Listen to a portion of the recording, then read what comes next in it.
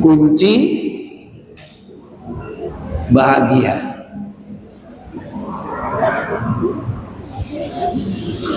Bahagia di mana? Dunia dan akhirat. Di sini ada kata bahagia. Kira-kira menurut Bapak Ibu apa bahagia itu?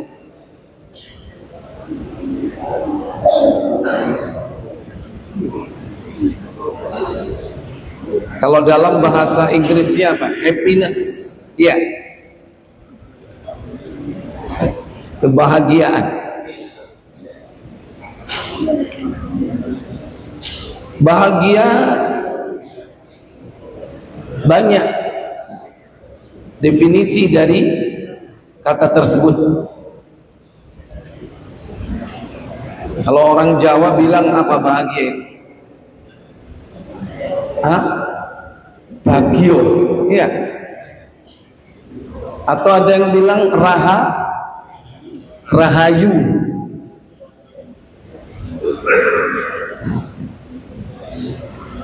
Jadi bahagia itu sendiri mungkin bukan bersumber dari asli bahasa kita, tapi berasal dari bahasa yang lain. Mungkin bahasa Jawa kuno, atau Sanskerta. Kalau kita sendiri secara bahasa mendefinisikan bahagia itu mungkin senang. Urip bagyo, urip senang. Padahal bahagia dan senang itu berbeda. Karena kita seorang muslim, rujukannya adalah Al-Quran dan As-Sunnah, maka kita gali yang sepadan mirip dengan bahagia itu dalam bahasa Al-Quran dan As-Sunnah apa gitu.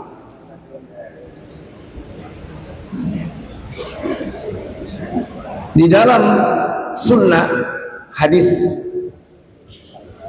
riwayat Bukhari dan juga Muslim, yang sering diartikan dengan bahagia itu kalimat as-sa'adah atau sa'idah. Sama. As-sa'adah kebahagiaan, sa'idah bahagia. Di dalam hadis, diantaranya dalam Sahih Al-Bukhari,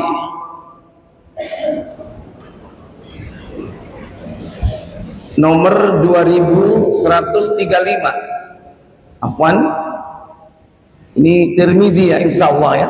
Yang kita buka ini versi yang Tirmidzi 2135.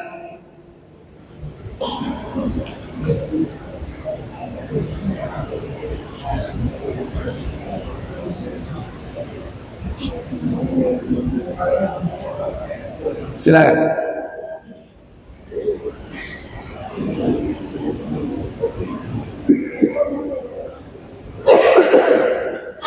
Memberitakan kepada kami dan asli Ibrahim, ia berkata, saya pernah mendengar sekali Ibnu Abdullah menceritakan dari bapaknya. Ia berkata, Umar pernah berkata, wahai Rasulullah, bagaimana pendapatmu mengenai apa yang kami lakukan?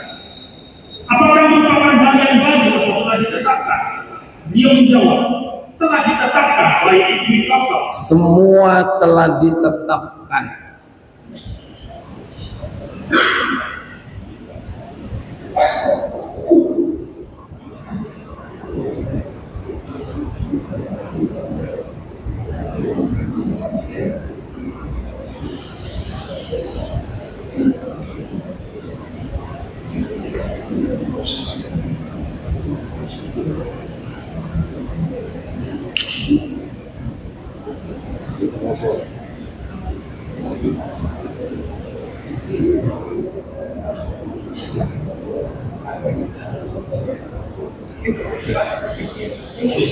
Baik.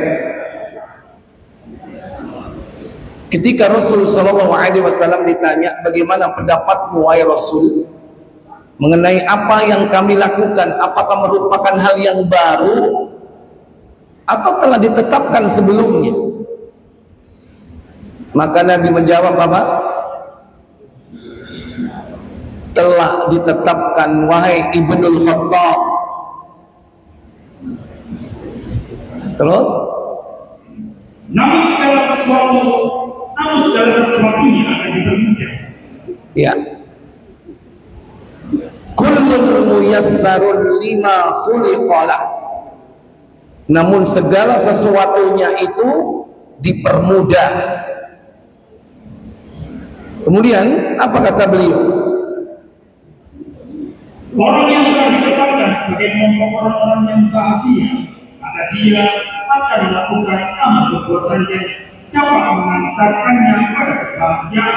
Ya. Amma man kana min ahlis sa'adah.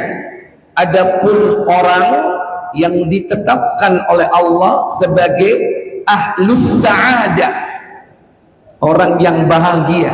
Jadi disebutkan di situ ahlus sa'adah. La ya'malu min amalis ahlis sa'adah. Maka dia akan mengerjakan amalan ahli kebahagiaan. Sebaiknya, sedangkan orang yang termasuk ahli sakor, yaitu orang yang celaka, maka dia akan beramal untuk kecelakaan. iya. Wa amma man kana ahlis saqa, adapun orang yang ditetapkan Allah sebagai ahlus saqa, yaitu orang yang sengsara, fa innahu ya'malu lisyaqa, maka dia akan melakukan amal perbuatan ahli asyaqa, ahli penderitaan. Ini disebutkan di sini ada as-sa'adah, ada asyaqa, ada bahagia, ada menderita. Ini menurut Al-Quran dan As-Sunnah. Ini malah mengganggu kelihatannya. Orang nggak fokus nih. Ini mestinya pakai HDMI, ya? Nggak ada ya? Hah? Baik. Nabi menyebut ahlus saqa.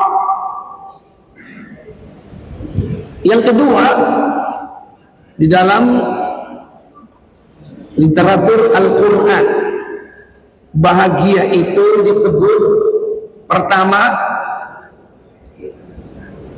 thayyibah, thayyib artinya baik. Dua, hasanah, hasan artinya juga baik. Tiga, disebut dengan khairun atau al-khairu, sama artinya juga baik. Maknanya adalah ini semua bahagia. Thayyib, hasanah, khair. Pertama apa tadi? Pertama apa tadi? Thayyib. Sebagaimana firman Allah, buka surat An-Nahl 16 ayat 97. Man amila salihan min dzakarin aw untha wa huwa mu'min falanuhyiyannahu hayatan thayyibah وَلَنَجْزِيَنَّهُمْ أَجْرَهُمْ بِأَحْسَنِ مَا كَانُوا يَعْمَلُونَ. Apa kata Allah? Barang siapa yang mengerjakan amal yang saleh, baik laki-laki maupun perempuan dalam keadaan beriman, maka sesungguhnya akan kami berikan padanya kehidupan yang baik, dan sesungguhnya akan kami berbalasan pada mereka dengan pahala yang lebih baik dari apa yang telah mereka kerjakan. Man amila salihan, barang siapa yang beramal soleh, syaratnya kalau ingin dapat bahagia beramal soleh. Wa huwa mu'minun, syarat yang kedua harus dilandasi dengan iman yang benar sebagai mukmin, mukminah. Bisa dibolak-balik, amanu wa amilus shalihat, man amila shalihan wa huwa mu'min, tidak dibedakan min dzakarin aw untha, baik laki ataupun perempuan.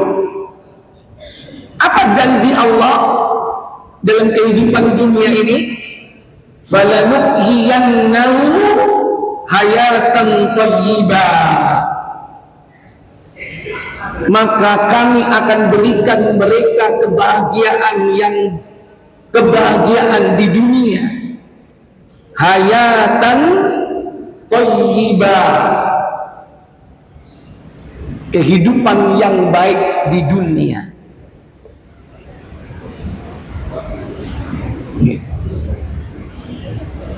Jadi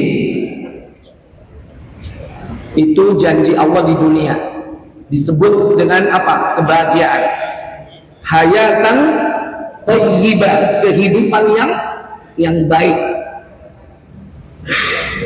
Bagaimana nanti di akhirat? Walanajziyannahum ajrahum bi ahsani ma kanu ya'malun, dan kami kelak akan ganjar mereka di akhirat dengan balasan yang lebih baik dari apa yang telah dikerjakan di dunia. Apa yang lebih baik dari dunia? Surga. Yang kedua disebut hasanah, sama artinya kebahagiaan. Ya pakai. Bisa. Monggo dicoba dulu. Hasanah, sebagaimana yang sering kita ucapkan setiap hari dalam doa kita.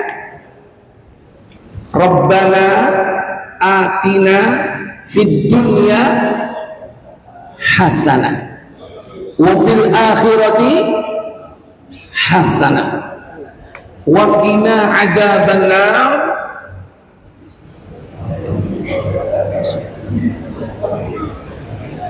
dan jauhkan kami dari neraka. Masuk.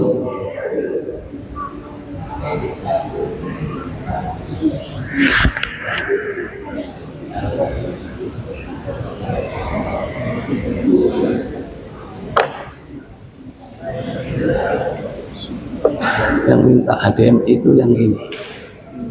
Iya, tapi nggak tahu proper dengan itu, nggak apa LCD-nya.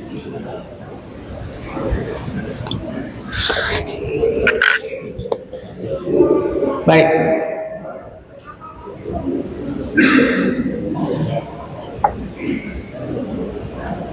Apa tadi yang kedua? Hasanah. Tiap hari berdoa itu duliane gak diwaca, tapi iku mesti diwaca. Iki ae kena kabeh dunya makanya dijenengi sapu jagat. Dan Allah abadikan doa itu dalam Al-Quran, surah Al-Baqarah 201.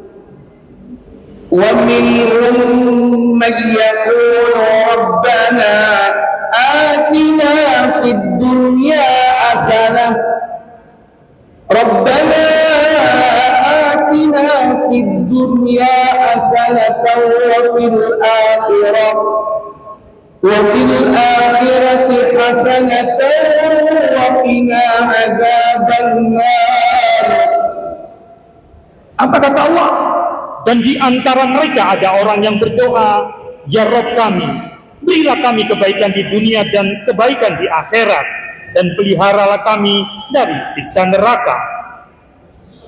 Ya, Rabbana wahai Rabb kami, atina karuniakan kepada kami fid dunya hasanah, kebahagiaan dalam kehidupan dunia, wa fil akhirati hasanah, dan kebahagiaan hidup kelak di akhirat, wa qina adzabannar, dan jauhkan kami dari siksa neraka.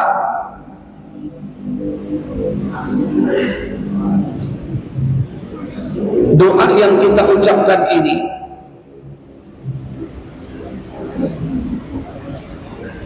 adalah permintaan kesempurnaan kebahagiaan dunia akhirat. Kalau akhirat tidak ada perbedaan pendapat dari para ulama, semua sepakat bahwa fil akhirati hasanah, bahagia akhirat itu adalah jannah, surga. Cuman bahagia dunia ini yang banyak orang berbeda dalam mendefinisikan kebahagiaan. Kalau menurut Bapak, bahagia dunia itu seperti apa? Ayo, menurut gambaran Bapak, bahagia dunia itu seperti apa?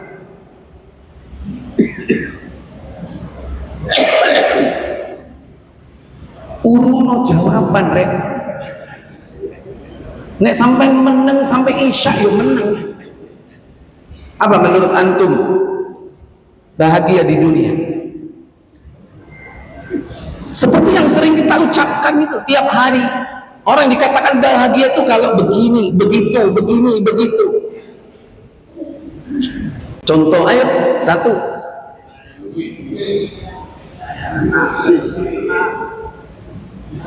Duit-duit,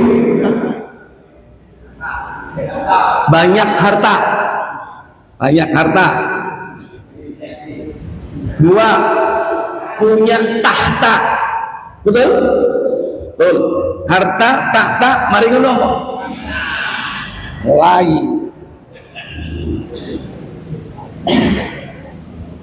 Kadang-kadang orang mengartikan bahagia itu paradoks gitu.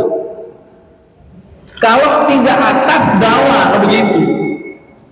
Kalau dia mengatakan bahagia itu adalah harta, orang yang punya harta, berarti yang nggak punya harta nggak bahagia. Itu kan sesuatu yang paradoks. Padahal belum tentu. Tidak mesti kalau tidak A itu Z. Kan masih ada B, C, D, banyak alternatif.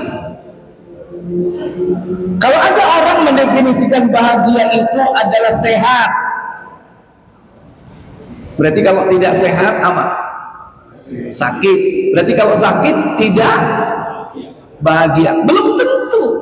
Sementara ada orang sakit bahagia. Siapa figur manusia yang dengan sakit dia justru bahagia, dekat dengan Allah? Nabiullah Ayyub alaihi salam.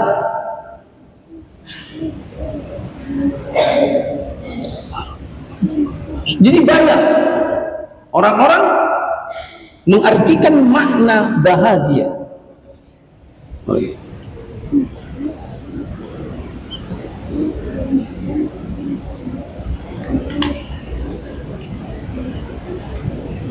Semua sepakat kalau di akhirat surga.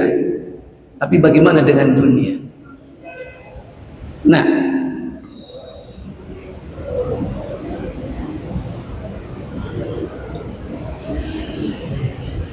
masuk.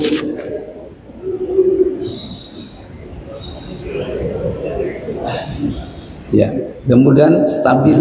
Nah, tadi masuk tapi nggak stabil. Baik. Menurut Imam Al-Hasan Al-Basri, dinukil dalam kitab At-Tirmidzi nomor 3488, Orang bahagia itu bukan dilihat dengan banyak harta, tahta, apalagi Toyota. Tidak.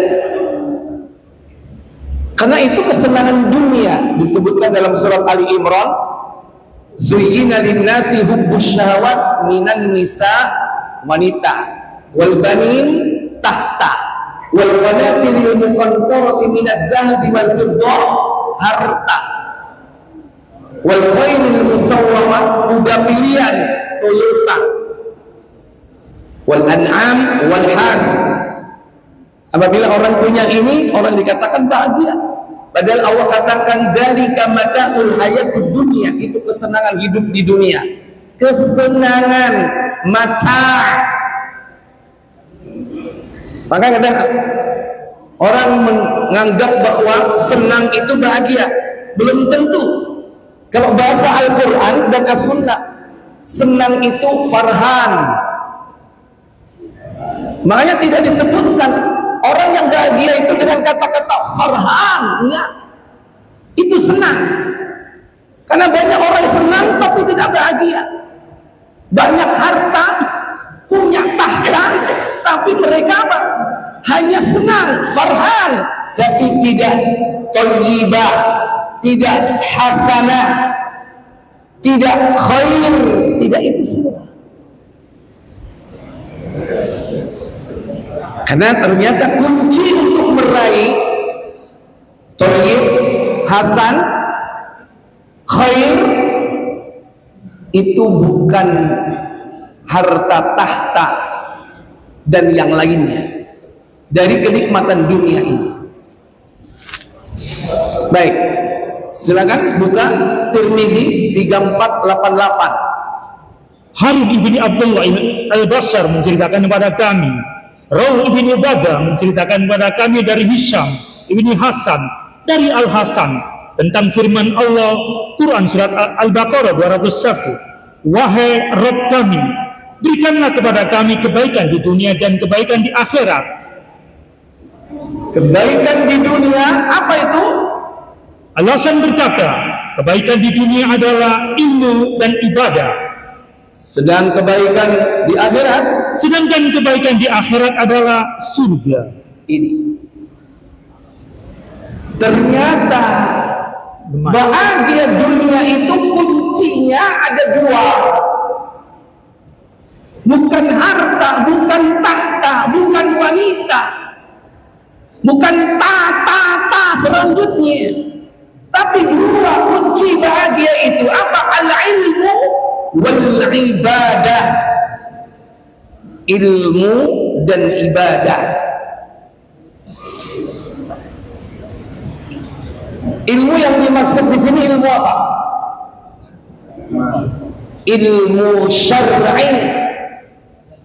Ilmu syar'i. Ilmu din. Ilmu al-wajibat. Ilmu yang wajib dipelajari oleh setiap personal, setiap pribadi muslim. Ilmu yang bagaimana itu? Ilmu yang akan ditanyakan oleh mungkar nakir di dalam kubur. Itu ilmu yang harus dipelajari.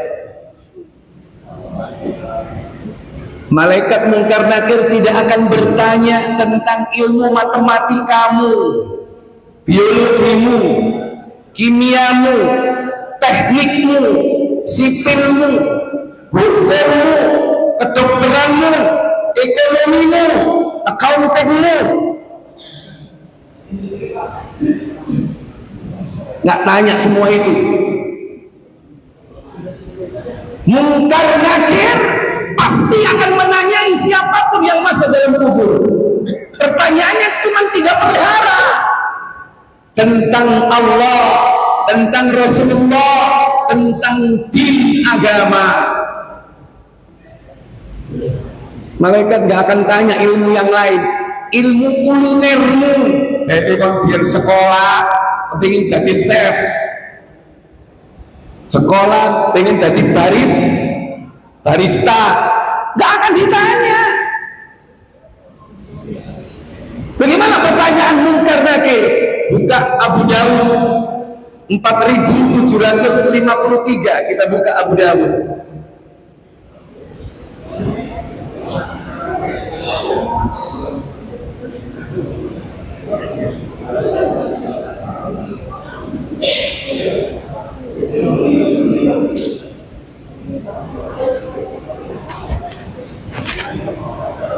Sudah ketemu? Sudah. Berapa tadi? 4753. Bersumber dari sahabat Al-Bara bin Azib.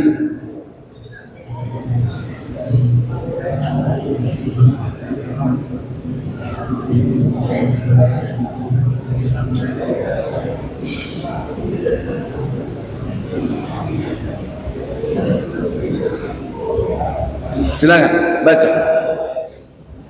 Dari Al-Bara ibni Azib radhiyallahu anhu ia berkata, Apa katanya? kami bersama Rasulullah SAW pernah mengiringi jenazah seorang yang berasal dari kalangan Ansor. Kemudian kami tiba di pemakaman. Setelah dimakamkan, beliau duduk di sisi kuburan dan kami mengelilingi beliau. Kami diam tidak bergerak, seakan-akan di atas kepala kami ada seekor burung. Saat itu Rasulullah SAW memegang sebatang kayu, kemudian beliau mengangkat kepalanya dan berkata, Apa katanya? mintalah perlindungan kepada Allah SWT dari azab siksa kubur. Ista'idu billah min adabil qabr. Mintalah kau perlindungan kepada Allah dari azab kubur.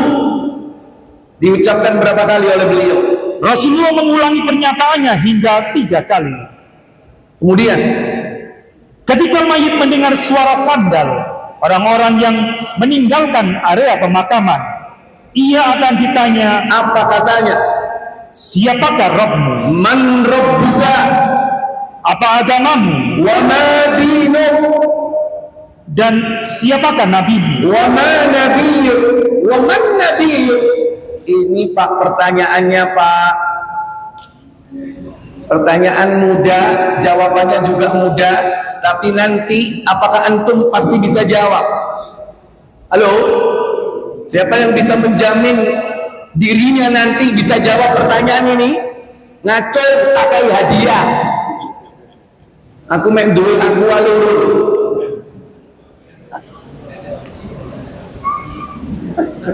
Siapa yang bisa menjamin dia bisa menjawab pertanyaan mungkar nakir?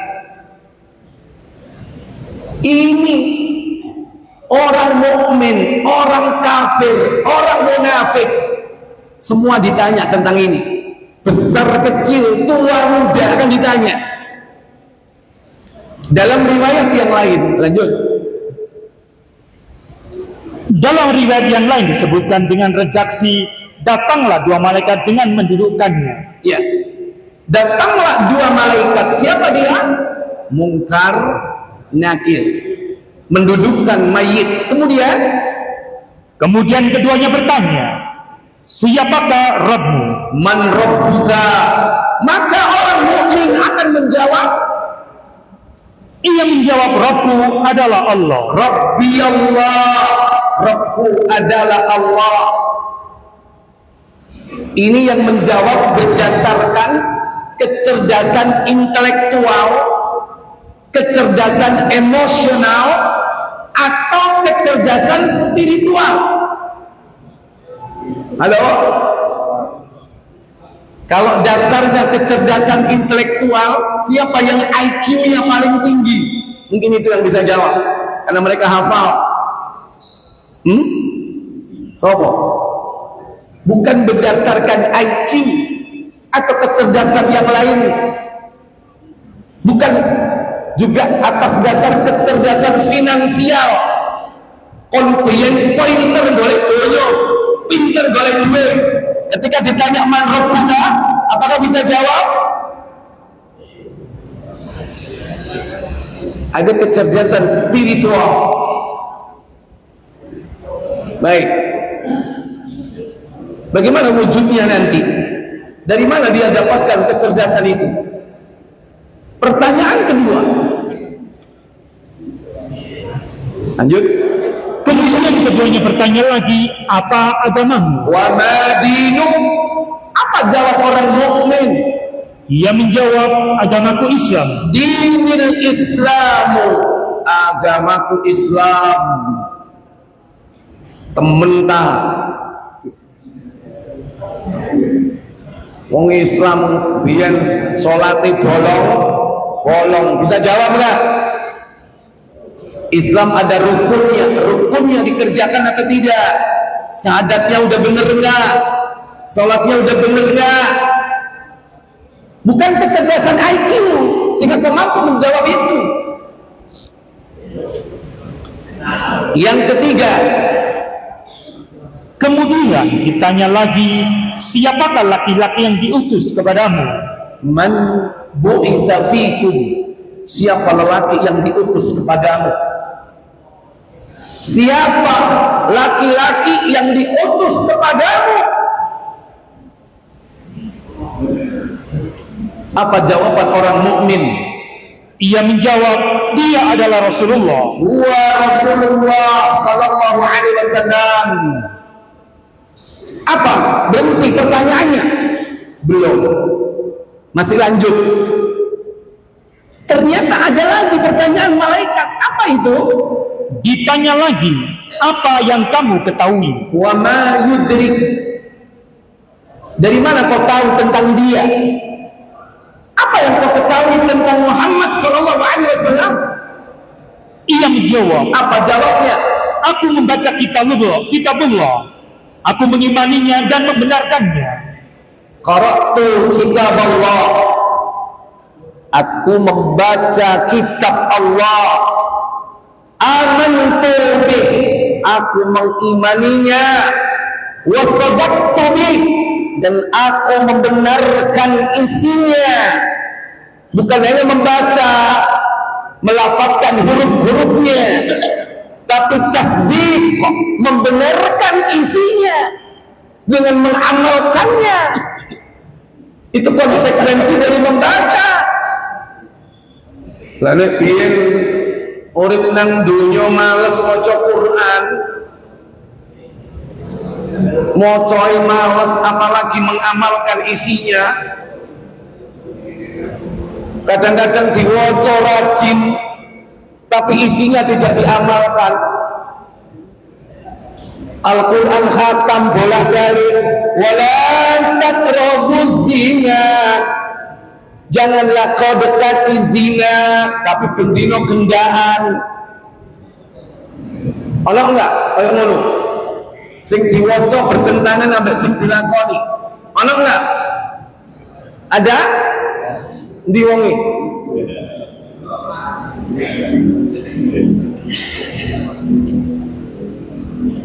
Al-Quran yang dibaca Al-Baqarah, wa ahallallahu al-bai'a wa harrama riba. Allah menghalalkan jual beli, mengharamkan riba. Tapi ya sing dipangan riba. Mana bisa menjawab pertanyaan mungkar nakir? Antum tidak membenarkan Al-Quran. Kalaupun membaca, di sini meliputi apa? Qara'tu kitaballah. Aku membaca Al-Quran. Oke. Kon katam ping piro wingi Ramadan. Kok. Pertanyaannya, apakah kau beriman kepada isinya?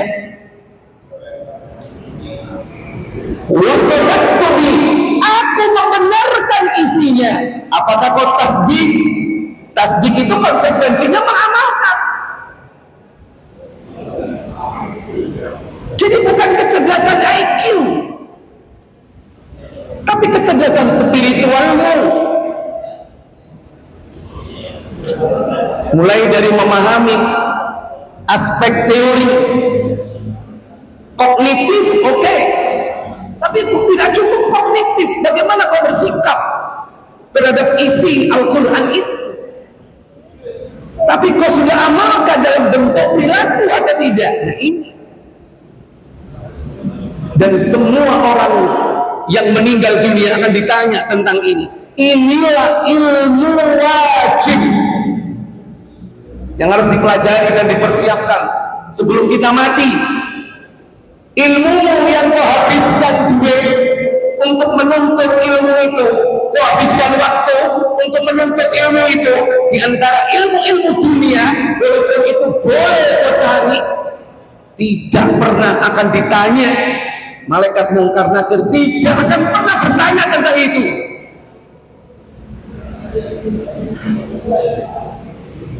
Dan inilah yang dimaksud ilmu sebagai kunci bahagia. Bahagia di mana? Dunia. Bahagia di mana? Alam barzakh. Bahagia di mana? Akhirat. Kalau dia mampu menjawab pertanyaan Mungkar Nakir, di kubur dia akan bahagia. Apa kata malaikat? Terdengar suara dari langit. Apa katanya? Lanjut. Maka inilah makna firman Allah, Quran surat Ibrahim ayat 27. Allah meneguhkan iman orang-orang yang beriman. Beliau bersabda, kemudian ada suara dari langit yang menyeru, benarlah apa yang dikatakan oleh hambaku. Fayunadi munadin minas sama. Terdengarlah suara dari langit. Qad sadaqa abdi. Benar apa yang diucapkan hambaku. Hambaku. Kalau hambaku berarti siapa yang mengucapkan? Allah. Suara dari langit terdengar. Apa katanya? Afrisu minal jannah. Hamparkanlah permadani untuknya di surga. Iftah lahu baban ilal jannah. Bukakanlah baginya pintu-pintu surga. Walbasu minal jannah. Dan berikan kepadanya pakaian surga. Beri dia pakaian dari surga. Maka didatangkan apa setelah itu? Faruhun wa raihan. Apa itu? Kemudian didatangkan kepadanya wewangian surga. Inilah orang yang sukses dengan ilmunya yang dipersiapkan di dunia, ilmu syar'i untuk menjawab pertanyaan Mungkar Nakir. Oleh karena itu Syekh Muhammad bin Abdul Wahab dalam kitabnya Thalathatul Usul, beliau mengatakan annahu yajibu alaina, bahwasanya wajib atas kita semua ta'allumu arba'i masailah, mempelajari 4 perkara. Apa 4 perkara itu? Al-ilmu wal amalu bihi, mengamalkan ilmu, wa da'watu ilaihi, mendakwakan ilmu, was-sabru 'alal adafi, bersabar di dalam mengerjakan ketiga-tiganya, sabar dalam menuntut ilmu, sabar dalam mengamalkan ilmu, sabar di dalam mendakwahkan ilmu. Kemudian beliau merinci apa ilmu itu. Al-ilmu, ilmu itu adalah wahwa, yaitu ma'rifatullah, mengenal Allah, wa ma'rifatu nabiyhi, mengenal nabinya, wa ma'rifatu dinil islami bil adillah, mengenal agama dengan dalil-dalil.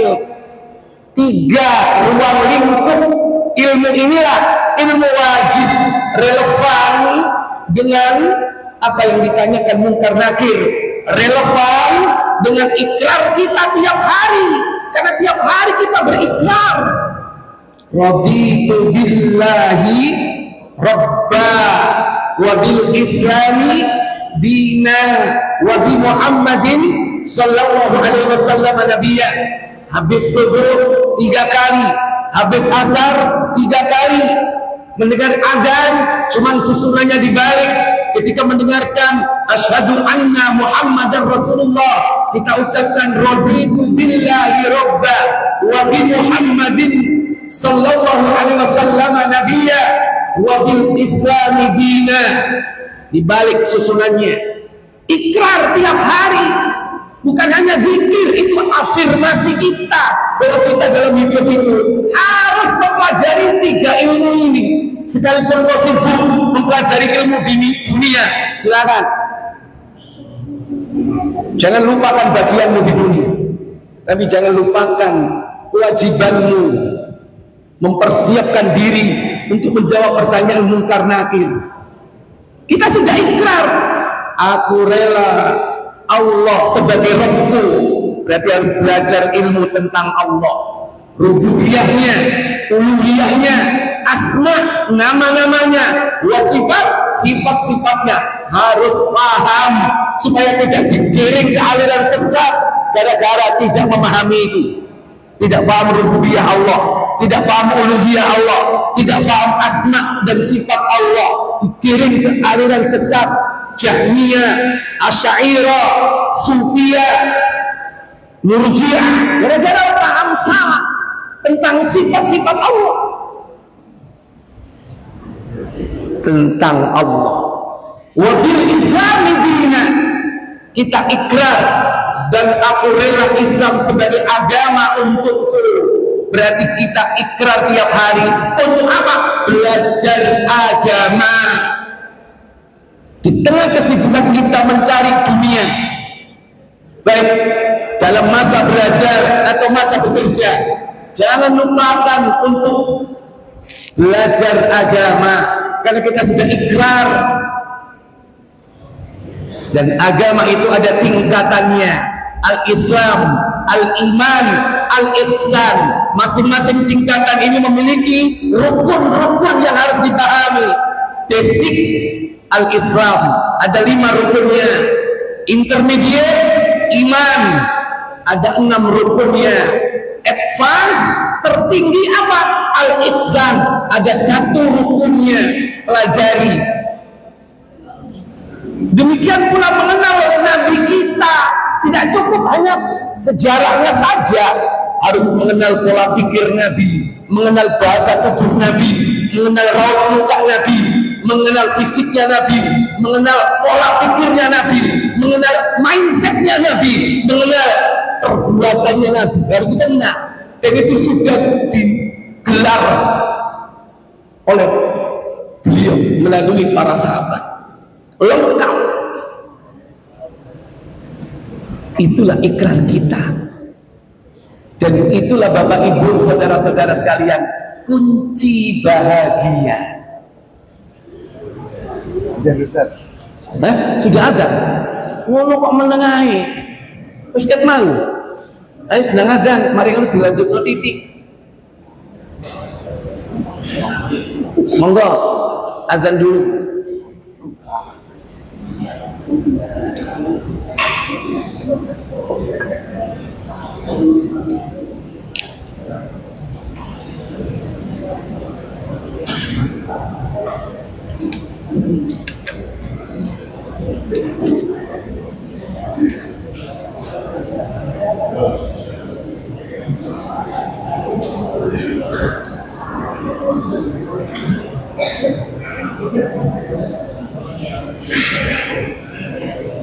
Oh, enggak azan.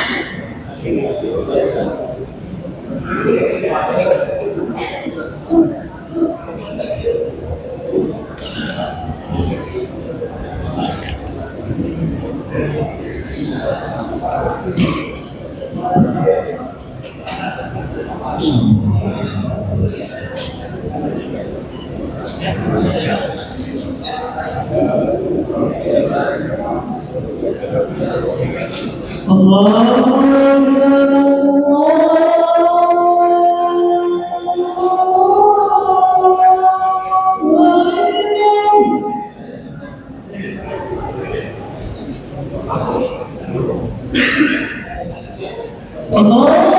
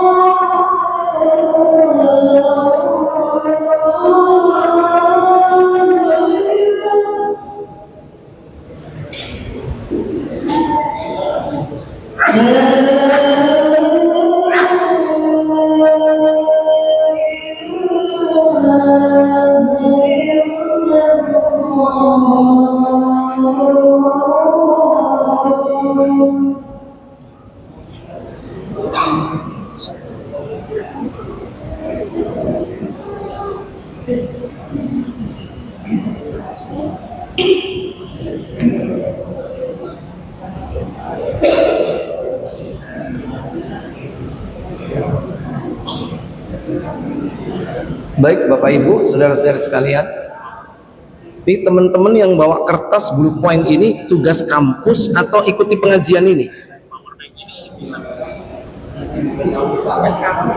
Hah? Tugas kampus kan? Oh iya, tak pikir. Baik, kita sampai jam berapa nih? Kita mau sholat nih, teman-teman anak mahasiswa ini mau kuliah juga kan? Iya, makanya kita mau sholat. Kalau ini kita lanjutkan, ini nanggung ya, karena ada beberapa ayat dan hadis yang harus dibaca, panjang hadisnya ya. Mungkin barangkali saya buka tanya jawab aja. Saya berikan kesempatan semua yang hadir di majelis ini, dari apa yang saya paparkan cukup mungkin barangkali sebagai bahan untuk kita discuss di sini. Ya, silakan. Pakai mic nih. Baik. Waalaikumsalam warahmatullahi wabarakatuh.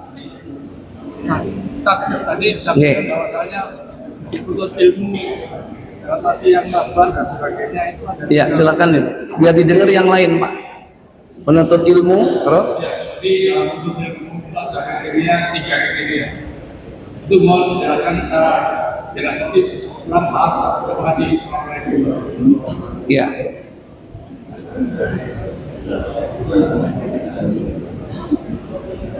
Kita bersabar dalam melakukan 3 hal tadi ya.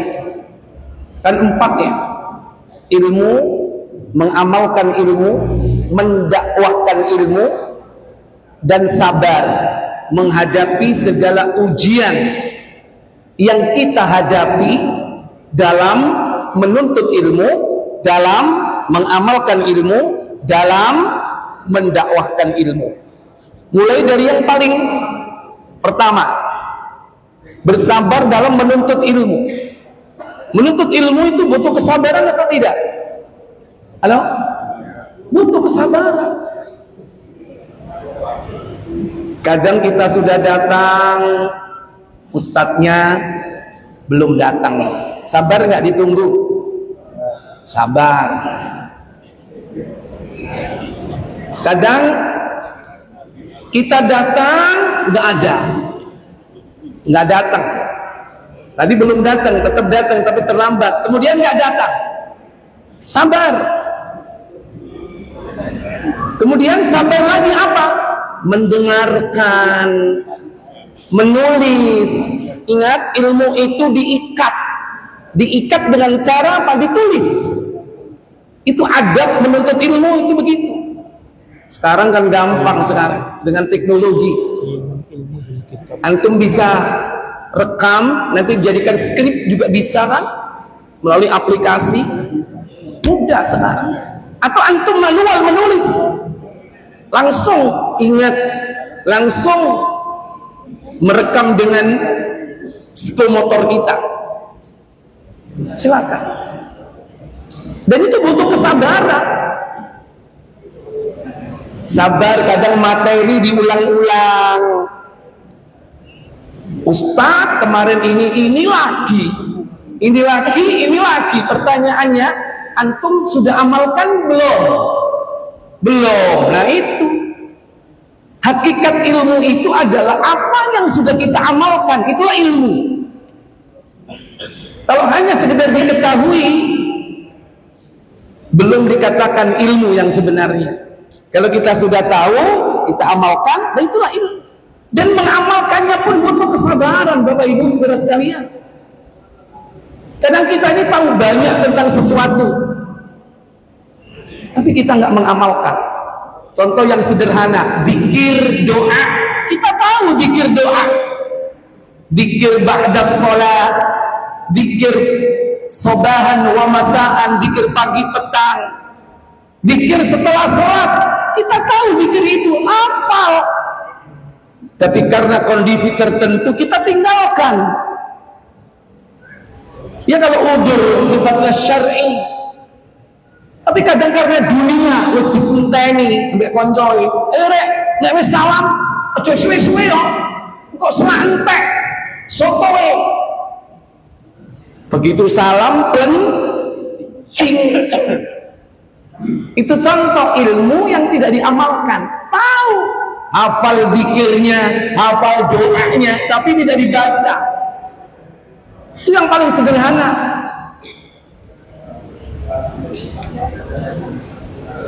Adzan berkumandang, sudah tahu ilmunya, apa jawabannya?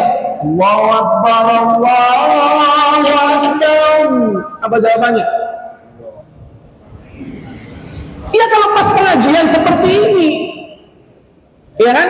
Dijawab. Coba di luar, pas azan sampean nang warkop, jawab azan nggak?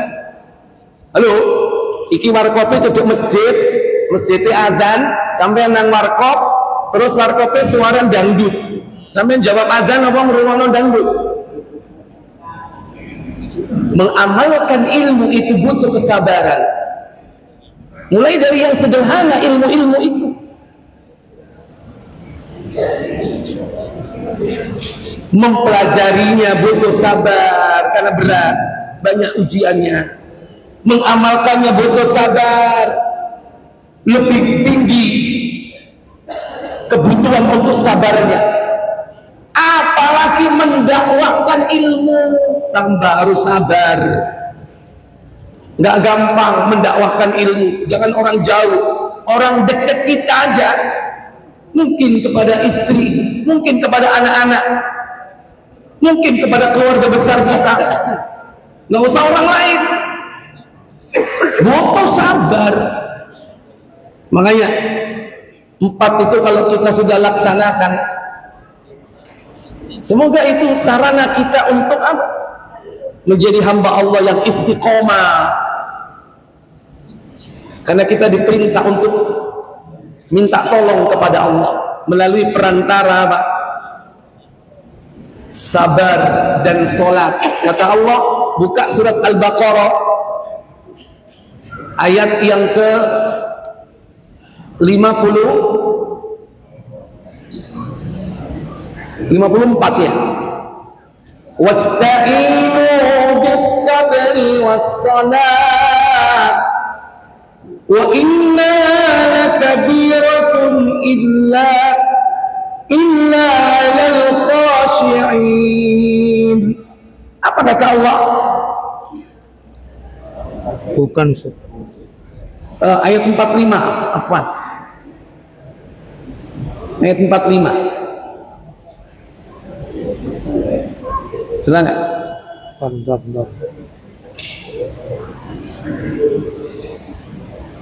Dan mintalah pertolongan kepada Allah dengan sabar dan sholat. Dan sesungguhnya yang demikian itu sungguh berat, kecuali bagi orang-orang yang khusyuk. Minta tolonglah kepada Allah melalui 2 perantara ini, yakni sabar dan sholat. Nabi menyebutkan dalam hadis 2 perkara ini cahaya. Beliau mengatakan as-salatu nurun, salat itu cahaya, was-shadaqatu burhanun, sedekah itu bukti, was-sabru diya'un, sabar itu sinar. Dua-duanya cahaya. Kalau nur, cahaya yang sejuk, sholat. Kanuril qamar, seperti cahaya bulan purnama, kata Syekh Muhammad bin Shalih Al-Utsaimin. Akan tetapi as-sabru, sabar itu apa? Diyaun, sinar. Apa sinar itu? Nurun ma'al hararah, cahaya yang disertai dengan rasa panas.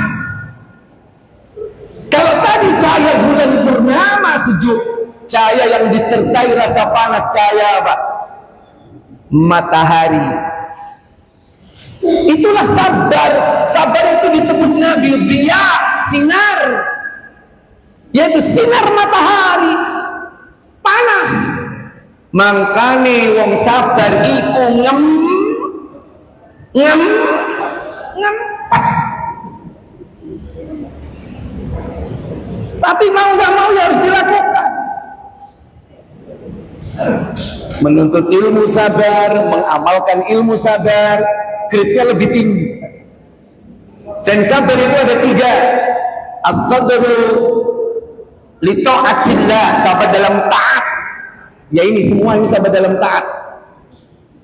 As-sabru anil maksiatillah, sabar dalam meninggalkan perbuatan maksiat. Ninggalno maksiat kudu luwih sabar, apa meneh wis ro dalane maksiat.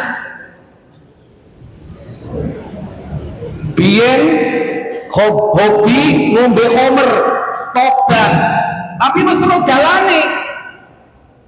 Dia tobat, hijrah, sabarnya harus lebih tinggi. Kenapa? Karena dia punya record, punya rekam jejak ngombe tapi miring. Masih saiki topine wis kenceng. Tapi dia punya rekam jejak. Terus lebih sabar daripada yang belum pernah. belum pernah minum khamr, belum pernah berjudi, belum pernah gendaan, lugu. Kalau dia seandainya sabar, sabarnya lebih rendah.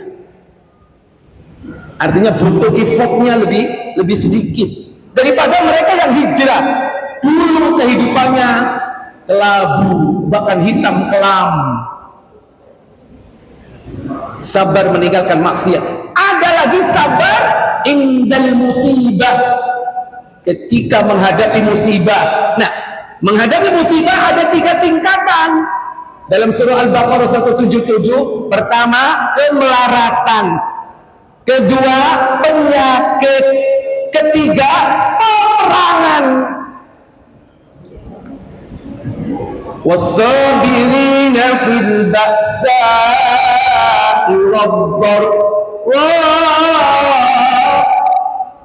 wa hinal ba's. Nih, sabar yang pertama apa? Fil ba'sa, kemelaratan, kemiskinan, kecil, biasa sampai melarat. Wadharra, apa? Penyakit, kanker. Apa kanker ini? Kantong kering itu bawa kemiskinan, kemelaratan. Ini kanker beneran. Mau ibu-ibu kena kanker, ya kan? Oh, sabar itu nemen. Kuncanya apa sabar itu? Wa inal ba's, sabar dalam peperangan. Kalau ini jenengan dereng nate diuji. Siapa yang pernah diuji dengan sabar ketika perang? Tutup perang dan bojomu, dereng terbang, bukan. Ini perang angkat senjata. Nek melarat wis biasa, loro wis tahu digepi, tapi perang belum antum diuji. Ini musibah 3 ini.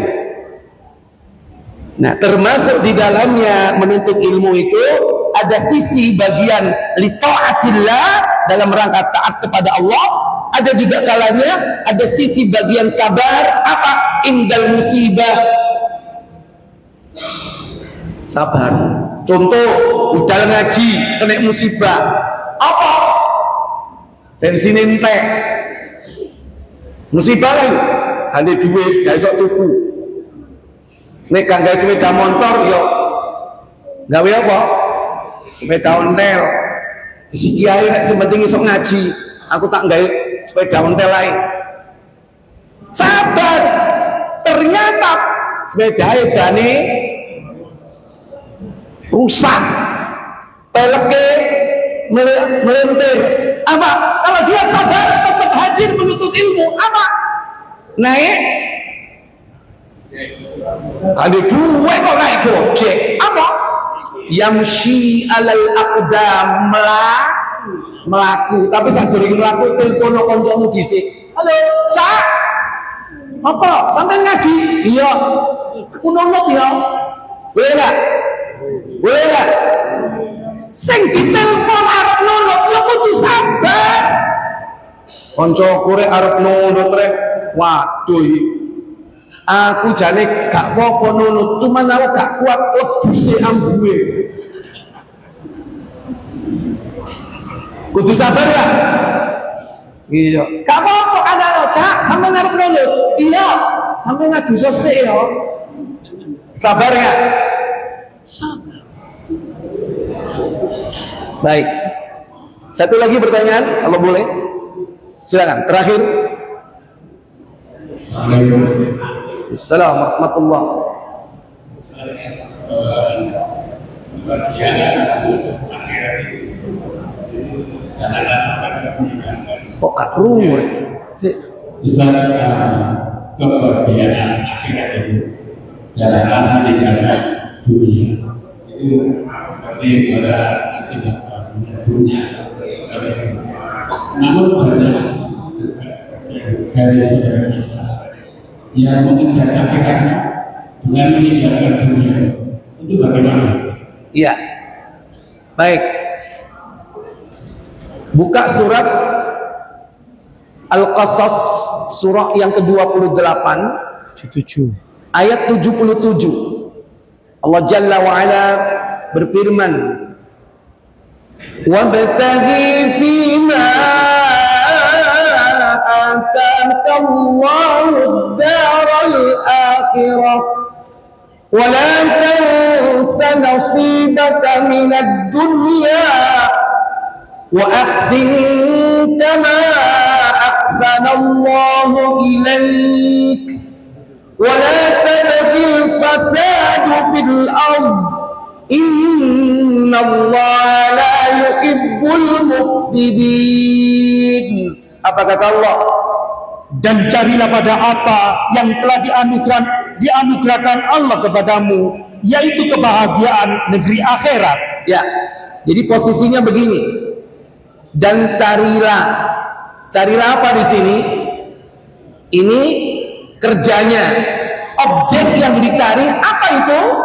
Kebahagiaan akhirat. Ingat ya, melompat. Dan carilah apa? Kebahagiaan akhirat. Berarti apa? Sisi orientasinya akhirat. Nah, pada apa yang dianugerahkan kepadamu, ini adalah sarana.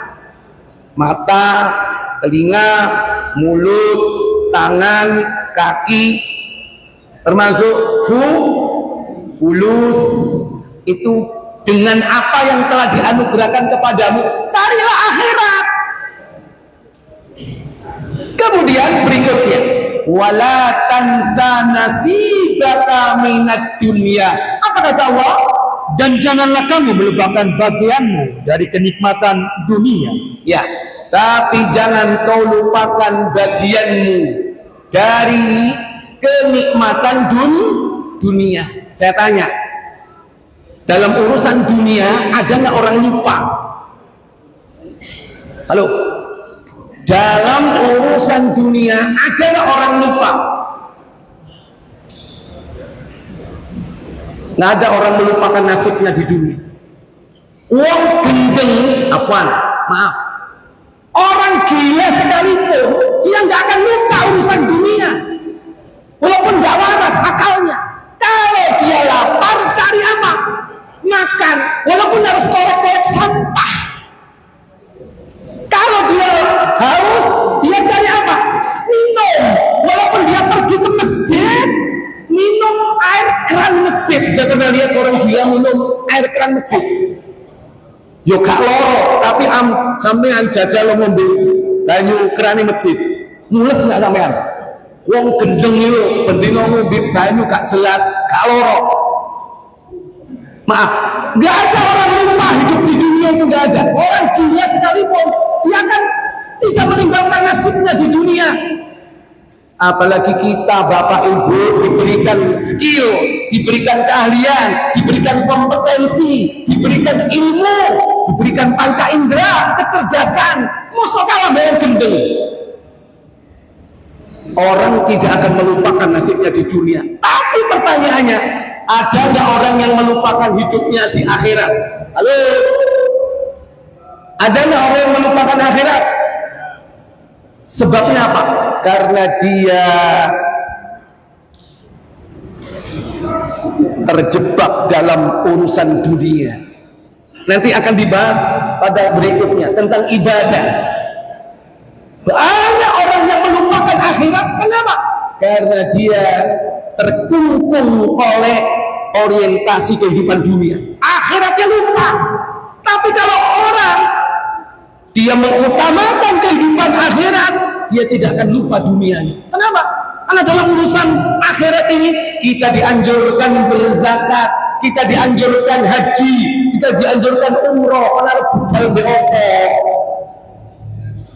haji, umroh, zakat, apalagi menyantuni anak yatim. Nggak akan mungkin dia melalaikan dunia. Dan banyak ayat-ayat tentang itu. Makanya ada sebuah analogi. Apa? Jika kau tanam padi, pasti akan tumbuh rumput. Tapi jika kau tanam rumput, jangan mimpi tumbuh padi. Apa maksudnya? Jika akhirat kau utamakan, dunia pasti ikut. Tapi jika dunia kau utamakan, akhirat pasti akan luput. Analoginya seperti itu. Nanduro akhirat, dunyamu katut. Wa may yattaqillaha yaj'al lahu makhraja wa yarzuqhu min haitsu la yahtasib. Jika kau bertakwa kepada Allah, apa? Akan diberikan jalan keluar dalam hidupmu, dan kau akan diberikan rizki dari jalan yang tidak disangka-sangka. Maka perlu dirinci tadi, orang yang fokus ke akhirat meninggalkan dunia, saya pikir tidak ada. Itu mungkin mindsetnya yang salah. Dipikir akhirat itu hanya ibadah ritual, padahal muamalah itu juga termasuk dalam rangka mencari akhirat. Wallahu a'lam. Baik, kita nanti akan bahas pada pertemuan yang akan datang. Kita tutup kafarat majlis. Subhanakallahumma wa bihamdik, asyhadu an la ilaha illa anta, astaghfiruka wa atubu ilaik. Wassalamualaikum warahmatullahi wabarakatuh.